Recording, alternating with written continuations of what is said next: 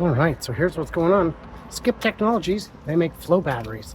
We're still in the testing phase, but we've got some inside scoop. We've got a presentation from the CEO, and we've got a tour of the facility itself. It's quite a long video, but it's gonna be awesome. You're gonna love it. Here we go, let's get into it. I'm Brian, welcome to Future Asa.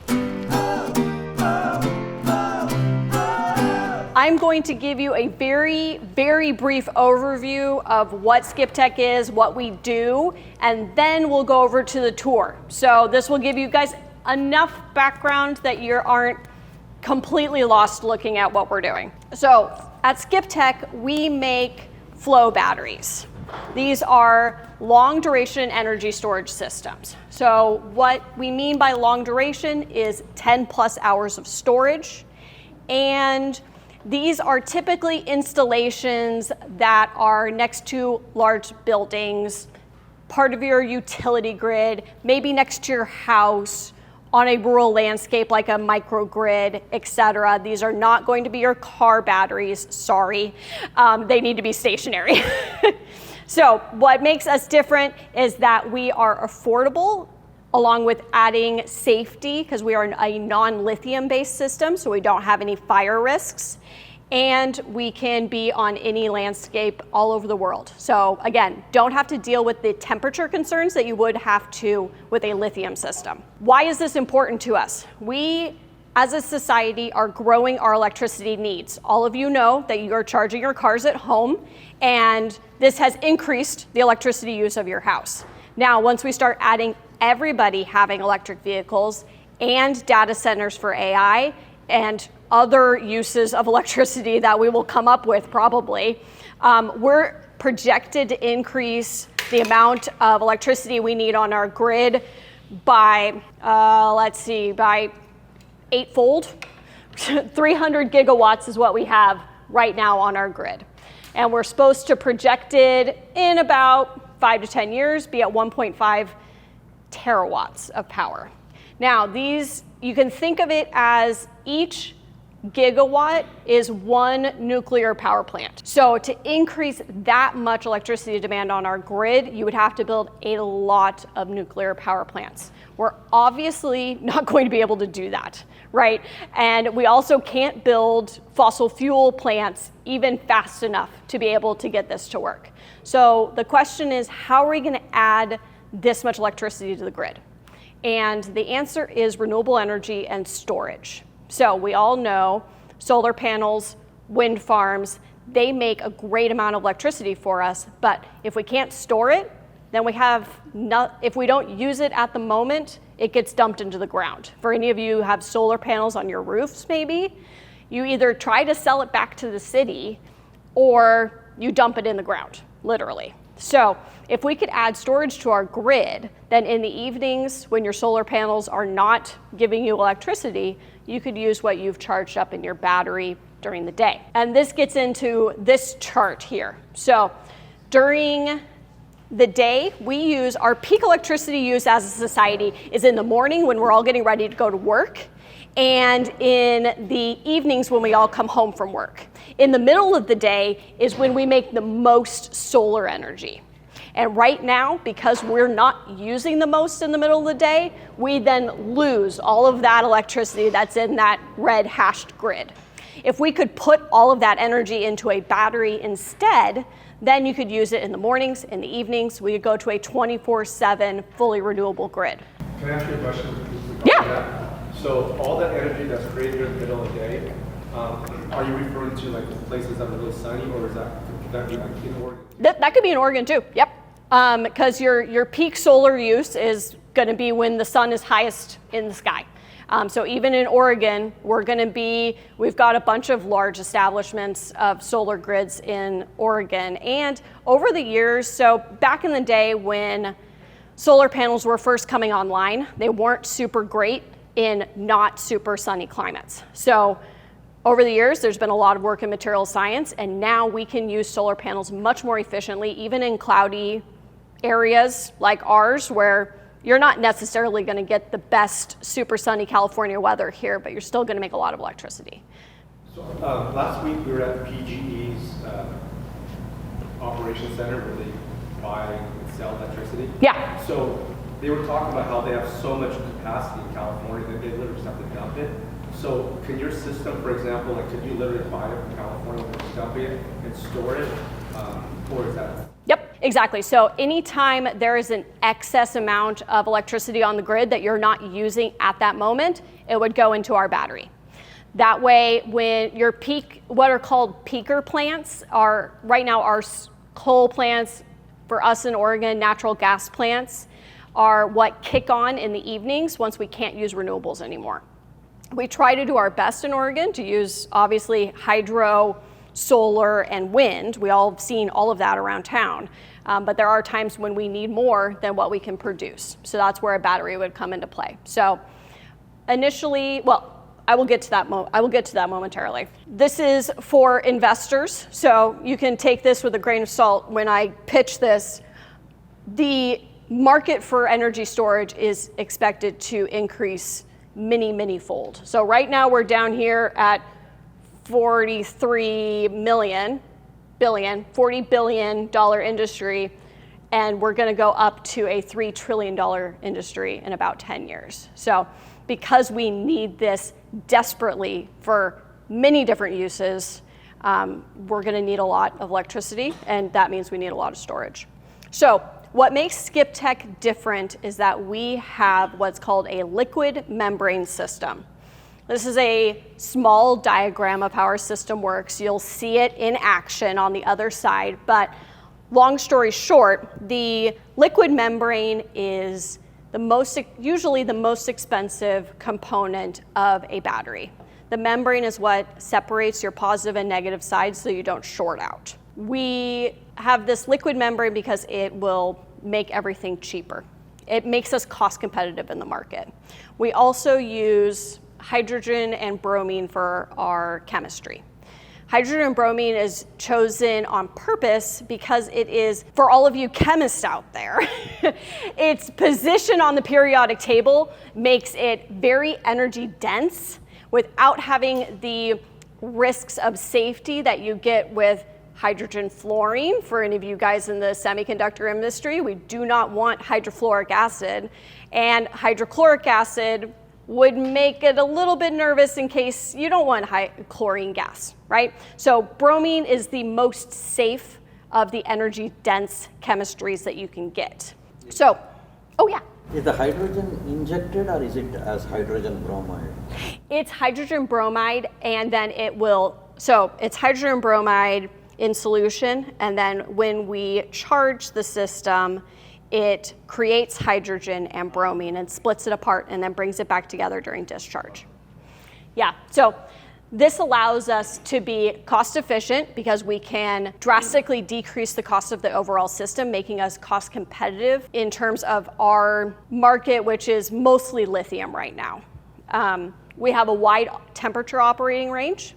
So lithium cannot work above, I want to say, 30 or 40 degrees C is where you start to run into the limits of lithium ion on the landscape. We can go up to 50 degrees Celsius and beyond. We essentially have to start turning on a little bit of air conditioning, and below negative 20 C, we have to start turning on some heating. But nothing dangerous is going to happen if you go outside of those temperature ranges. We also do not have any degradation in our system, and we don't have any self-discharge. So we all know, because we are electric vehicle owners, that you can only charge and discharge that battery so many times before it cannot be used anymore. That is not how our chemistry works. We don't have any parasitic reactions that would cause the degradation of our electrolyte material. And we don't have dendrite formation because we don't plate in our system. Does the membrane age? No, it is a self-healing membrane. Yeah, so we have, I'll talk about this in a little bit, but we have the two co-founders of the company, both have PhDs in physics, and they are masters in fluid dynamics. So the black box has been very, very carefully designed by a fluid dynamics person to make that membrane so that it works. Is there platinum involved? Yes, there's a little bit of platinum. We have a very small amount to catalyze the hydrogen reaction. but not much. We're also looking into alternative catalysts. Part of our research and development is to go for other materials that aren't so expensive, and maybe more earthly friendly too. Yeah. And then we have a fully US supply chain. So we don't have to do any rare earth mining to get lithium, or vanadium is the other one that is a very popular flow battery chemistry. We don't need to do any of that. Everything is from the US. Bromine and hydrobromic acid are both very easy to get your hands on chemicals. I wouldn't recommend ordering them to your house. I don't think they would let you have any. But it's a byproduct of desalinization. And there's a lot more desalinization installations all over the world. So even, just in the US, we can avoid tariffs, but once we go global, we can get bromine on any continent locally. So it makes this is the biggest part of the system. There's a lot of liquid that goes into the tank, so making it very, very cheap and readily available. There aren't a lot of uses for bromine in industry. We use it for pool chemicals a little bit, and we use it as a flame retardant in seat cushions and couches as a flame retardant. So one of the reasons why we are not flammable is because it's a flame retardant. Yeah? So where in nature does it normally live again, bromine? They're in brine pools, mostly. Like really, really, really salty water. But you have to extract it. Yes, you extract it out of brine pools, typically. Yeah. And getting fresh water, that's one of the byproducts. Exactly, yes. I mean, you're getting fresh water and you get this. Exactly, this byproduct, yes. Right now, globally, the biggest supplier of bromine is actually pulled out of the Dead Sea. So it's Israel that makes the most of it. Exactly, they have desalinization there. So yeah, that's where the world gets most of its bromine from. But we also have some brine pools, and I believe, I want to say like Alabama or something, down in the south, we have some brine pools that we pull out for desalinization, so we can get hydrobromic acid and bromine here. As I said before, we're cheaper than everybody else. So the other more widely used flow battery is a vanadium chemistry. Vanadium is extremely expensive, and it falls into the categories with lithium where you're spending a lot of money on mining, and it's not necessarily in good conditions for anybody involved. Legacy flow batteries here is actually back. So because Israel has a lot of bromine and they would like to be able to use this chemistry, they actually tried to make their own hydrogen bromine based flow battery.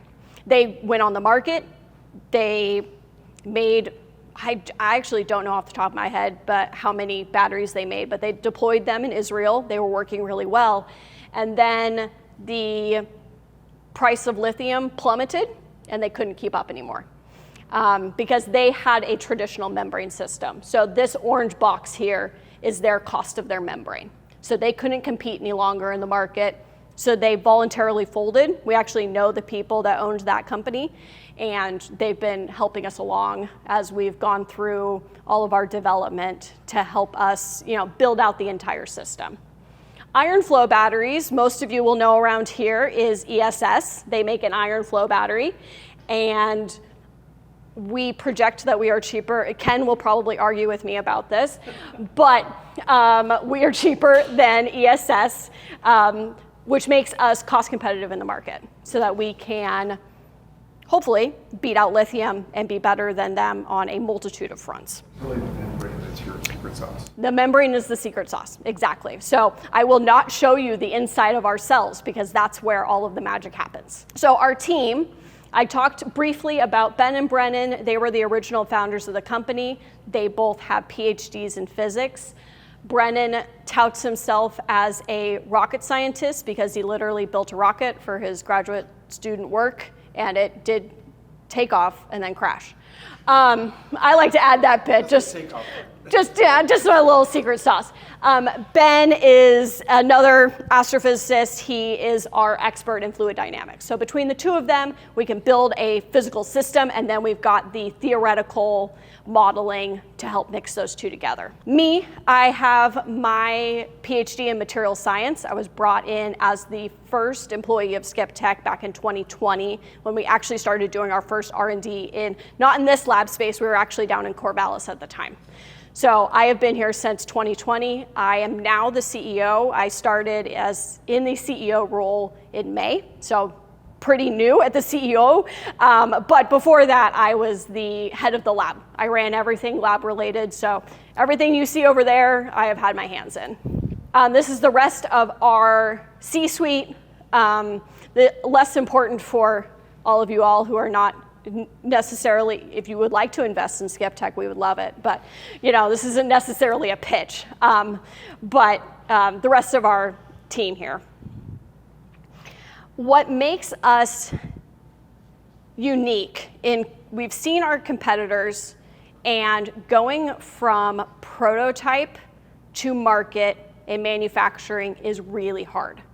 It is hard to build the facility, have enough capital to employ everybody, and have all the equipment. And then aside from that, for some reason, tech founders, who are usually PhDs in something, think that because they can run a research lab, they can also run a manufacturing plant.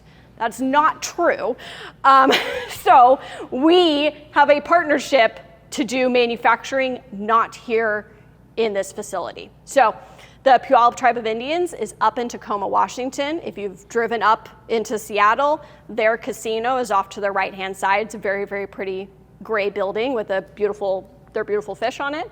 And Brad Root is the CEO of their manufacturing arm of essentially their tribal funds are split, and they have an enterprising arm that they put into their casinos, obviously, but they've also been they built out an entire manufacturing facility, 150,000 square feet, and we get a quarter of that. And the tribe is going to be in charge of all of the capital to buy all of the equipment, and Brad will be in charge of making the manufacturing facility actually work, so that Skip Tech proper can stay the research and development arm of Skip Tech. And then Matthew is another consultant of ours who's helping us with our transition to manufacturing as we move from prototype into our next phase. So the plan of action for us is we're going to, another pitfall of any sort of energy storage company is immediately trying to go to utility scale. Utilities are really hard to get into. You have to be very heavily regulated, you have to be trustworthy, and you have to be really cost competitive because your customers don't want to pay more for their electricity. So what we're going to do is start small.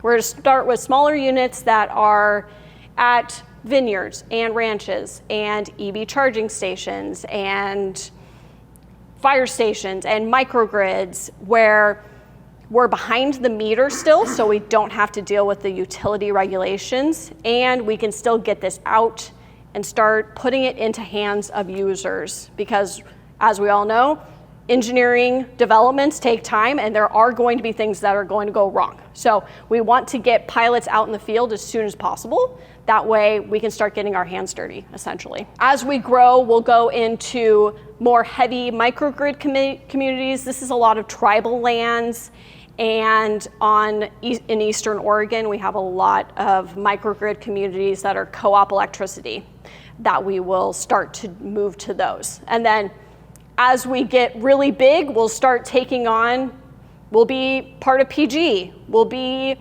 Seattle, we'll be everywhere. And you guys will all love it, and you guys will all know the logo. And that's all I'm gonna say for now. These are some of these team members are sadly no longer with us, given, as you guys probably know, the funding climate for energy storage is not great right now. So, but we're still here. So, yeah. Does the market price advantage you showed was all due to scaling or any improvement? Oh, the pricing here? Is that what you're talking about? Yeah, so that's just the normal manufacturing scaling, right? We start getting things at bulk pricing, we start getting better at what we're doing. Also, with flow batteries, the bigger you get, the cheaper you get. And you also can, with our system, unlike a lithium system, you can split the storage from the amount of power. So that's why I can say EV charging stations and the same thing as a vineyard, because an EV charging station is going to need a lot of power really fast. But we can do that because we can switch out you'll see over there, you can switch out the number of cells for how big the storage tank is. And you can flip-flop those, and we'll make everything modular so that each customer will get what they need for their system. What about durability, like over time? Yeah, so yeah, we obviously haven't been around long enough to know exactly what it is, but our system doesn't have any, the only moving parts are the pump. And fluid pumps are very well documented, very well studied in the engineering. They have a very specific lifetime. So we know that after X number of years, we're gonna have to go in and we're gonna have to replace the pump. Other than that, the cells are fully stationary, no moving parts, as long as it's sitting there. And the chemistry doesn't. Chemistry doesn't degrade over time. There isn't anything to degrade. The only thing we think is we're probably gonna have to come in with top off with extra hydrogen at some point, because hydrogen is very, very small and sneaky and it likes to leak out of everything. So we're probably gonna have to top off at some point, but we're thinking like on the 10 years sort of scale, not. But it's only hydrogen that you're replenishing. Yes, we're only gonna need. Membrane, you're not. Nope, we won't need to replace any of the other chemicals. They're all gonna be in solution and they'll be stable forever. And the casings are durable. Exactly. Everything will be made with there's specific plastics. Another reason why hydrogen bromine batteries haven't really been in market all of these years is because we just didn't have the polymer science that we do today. So the original hydrogen bromine batteries were actually studied by NASA in the 70s. And they worked. The problem is that bromine and hydrobromic acid are corrosive. And so back in the day, we just didn't have the plastics we do today. Now we've got Teflon and other fluorinated plastics is what works well for our system. And they're used a lot in the medical industry, the dairy industry. And so it's just rapidly grown into what it is today, which makes it so that this technology really can actually work, which it couldn't have worked before. Also, all of you here know that your lithium battery may or may not be able to be recycled later. They think that they can, we'll see. Our system is fully recyclable. So we have carbon plates, we have fluorinated plastics, but all of those plastics can be melted down. All of our chemicals are stable for forever, and we can easily neutralize them if we needed to. And we've thought about the full life cycle of our system, I think mostly because me being the engineer and the two co-founders with their physics, we wanted to make sure that we didn't fall into the pitfalls of other companies where we're like, well, now what are we gonna do with it, right? We know what we're gonna do with it in 20 years. So, yeah. So let's go, well. 20-year life? That's what we're projecting right now, 20-year life, yeah. And we'll obviously see as we go through. We're going to make everything easily replaceable as needed. Maintenance will be small and done by technicians of ours so that we don't have, hopefully, troubleshooting will be easy and we'll be able to fix it quickly. So hopefully it'll last for even longer than that. And I mean, we're gonna have different generations of cells coming out, right? Just like the iPhone, we're gonna put out our first one. It's not going to be the best one, right? We're gonna keep iterating here, and every generation, especially early adopters, they're gonna get the new cell designs for free. I mean, we need people to test. We need beta testers, exactly. So we need people to test our system. We have a few here in the local Oregon area that are going to be our first pilot testers once we get there. So hopefully fingers crossed, that's next year. I'm sorry, everybody's standing in the dark spot right now. Okay, everybody will follow each other this way, right? I feel like I'm giving a campus tour. I know exactly. Just gonna sit there waving around. That's the Oregon sign that costs $500. To keep the dog in. Yes, that is to keep the dog on that side and not this side. This is a research thing. Yeah, this is where the magic happen. I know exactly. I'm like, we'll stand here for a second. I can point to things from here. Don't touch anything. You don't want to touch anything. I mean, you could touch the tables. They're probably fine. Okay, wait. Keep moving this way. Come. Okay. I think we almost have everybody. We're going to be looking towards. Yeah, sure. Well, I'll move you all somewhere else in a second. I just wanted to give you a general, this is a nice big space for everybody to stand for a second. So you are on the Skip Tech lab side. We started here and we just had this half of the building, or this third of the building, starting in 2021. So I had started in 2020. We did a bunch of work down in Corvallis. I decided I didn't want to drive back and forth to Corvallis every day. I got really sick of that drive. So we got this space in 2021. And we used to actually, if you look in that loft space, that's where we used to have all of our desks. Eventually we got overcrowded and needed more space. And that's when we started renting the space next door to you. If you look directly behind me is our new baby CNC mill that makes a lot of our components. We have an amazing machinist, engineer. He's the VP of manufacturing, got 20, 30 years of experience in manufacturing. He's a wizard with that machine. It's awesome. So that way I don't have to do the CNC machining anymore because I am not super great at it.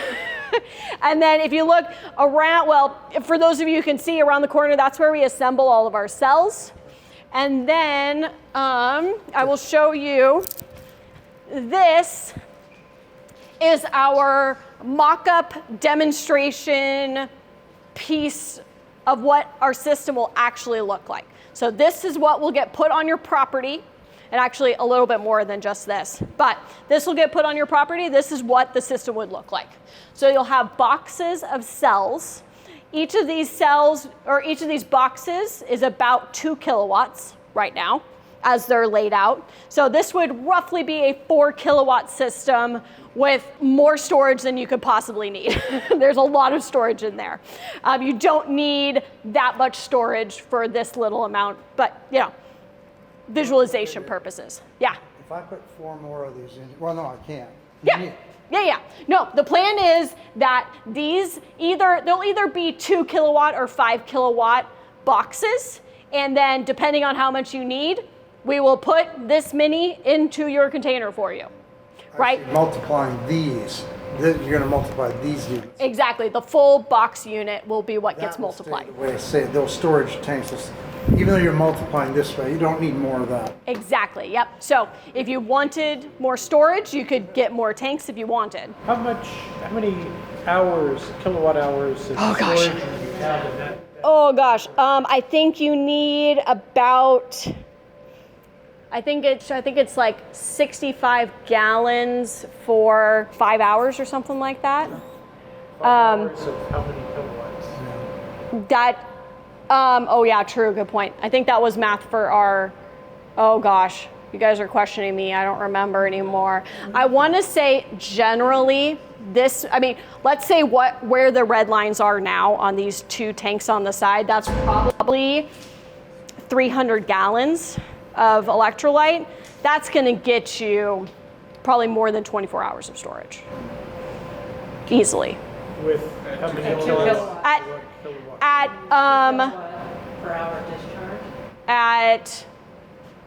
Actually, that'll probably be a 10 kilowatt. I bet you could do 24 hours on 10 kilowatts. I don't remember the exact math.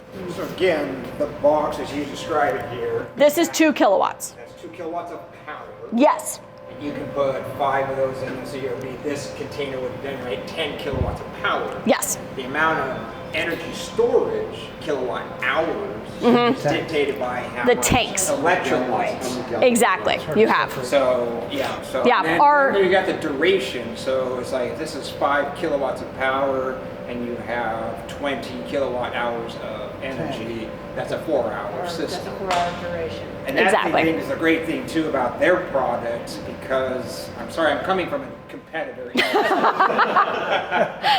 So great. ESS's technology, flow batteries, is different. Theirs is a true 100% flow battery in that the liquid electrolyte just flows through, the chemical reaction happens, and as I was just describing, realistically, you could create a Lake Erie of liquid bromine, right? And that would just, as long as it just keeps flowing through the power module here, it'll good. keep producing power. Yeah. Correct me if I'm wrong, that's my understanding, because it's a true flow Yes. battery. Exactly.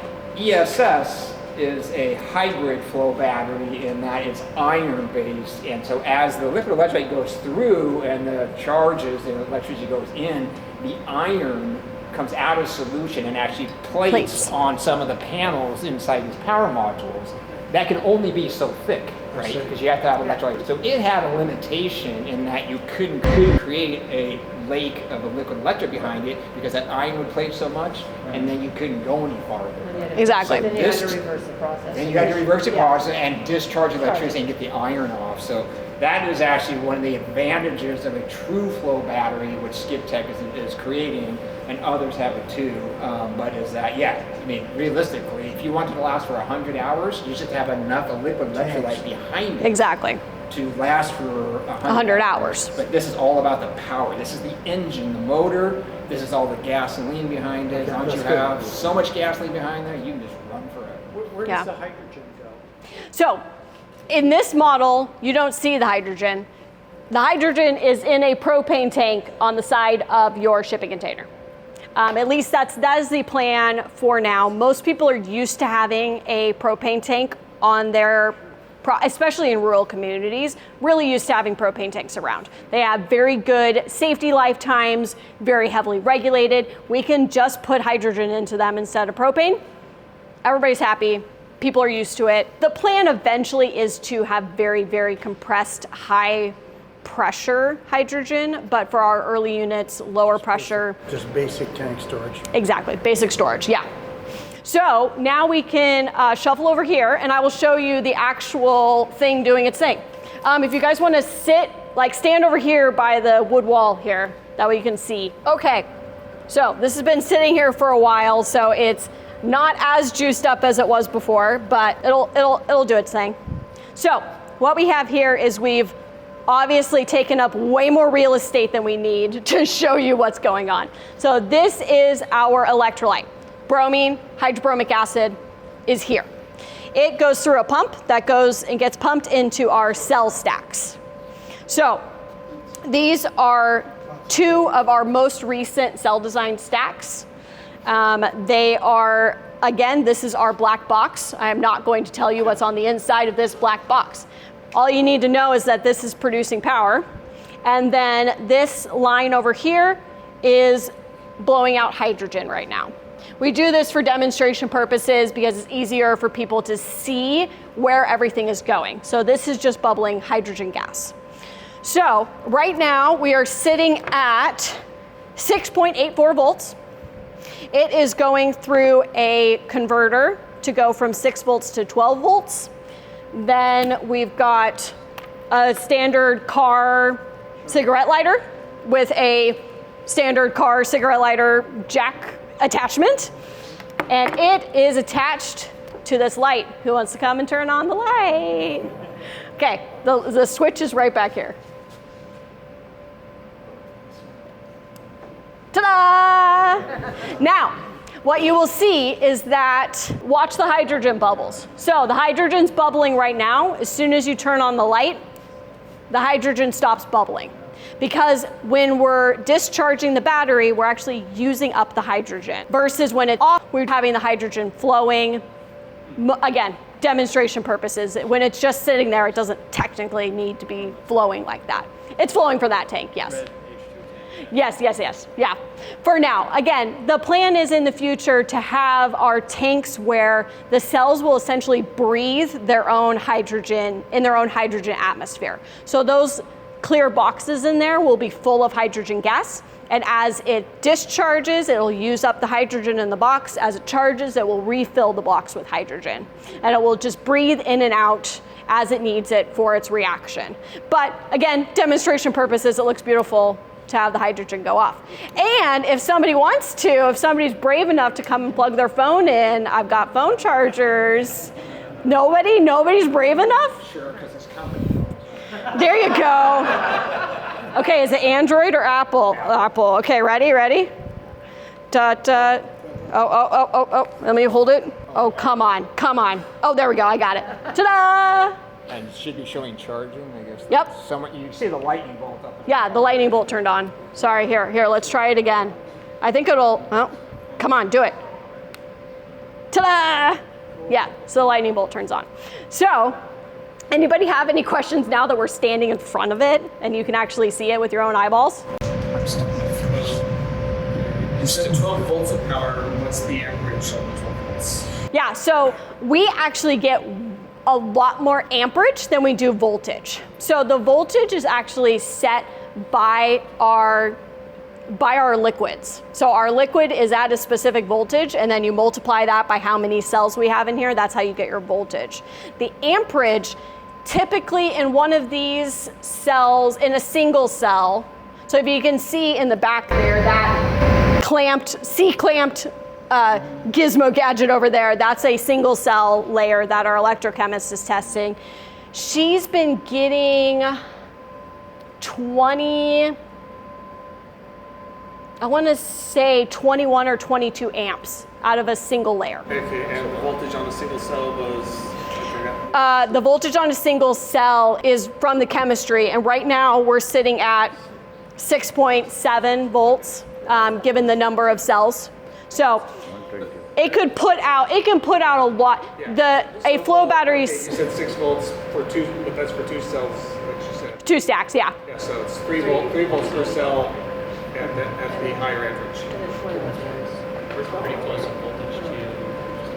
Yeah, so we run a system that is low voltage, high amperage, which is backwards from what most of the time in our households we have a high voltage, low amperage. So we've got a ton of amps, just not very much volts. So you've got to balance those by having enough cells together to get enough voltage, and then boosting your amperage essentially.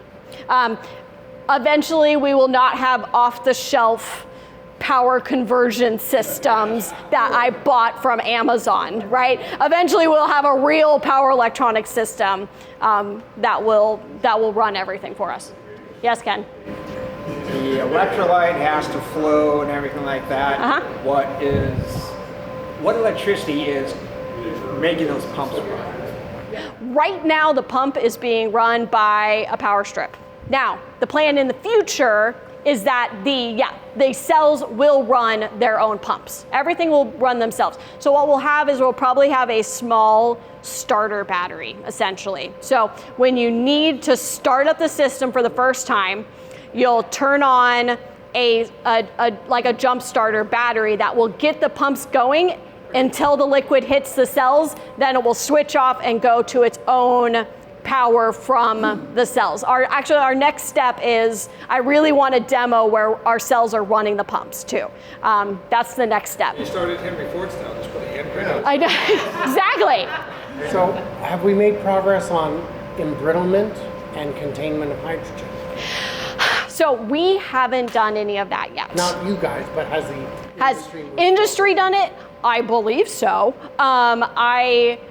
We are working. We've had a couple different suppliers of hydrogen tanks that we've been looking into that are composites, that are mostly for military applications. So they are bulletproof hydrogen tanks.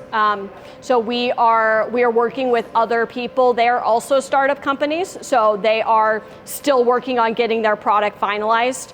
But in the future, we're mostly going to rely on, the plan is to take what we have probably in the next, let's say 6 months, and take these and give them to contract engineering firms who will get our system all of the plumbing and fittings and everything you would need for a full shipping container, because flow batteries have already been made. They're already on the market. People already do it. So we don't need to reinvent the wheel and try to figure out all the sensors and pumps and software and everything we need. We're just gonna buy it from somebody else and just stick our technology into it instead. So contract engineering for a lot of those extraneous things of the actual cell design. Nobody wants to see the light turn on again? Ta-da! I thought it was a brilliant idea for me to put the logo behind the light. So, yeah. Yeah, if nobody's got any more questions, this is what you see is what you get. It's a beautiful. I mean, look, it turned on something. Come on. It took us years to be able to get enough voltage to be able to actually like use things, and instead we had like a computer screen that would show you how many amps are coming out of it. That was really boring. This is way more exciting that you can turn it on. It actually does something.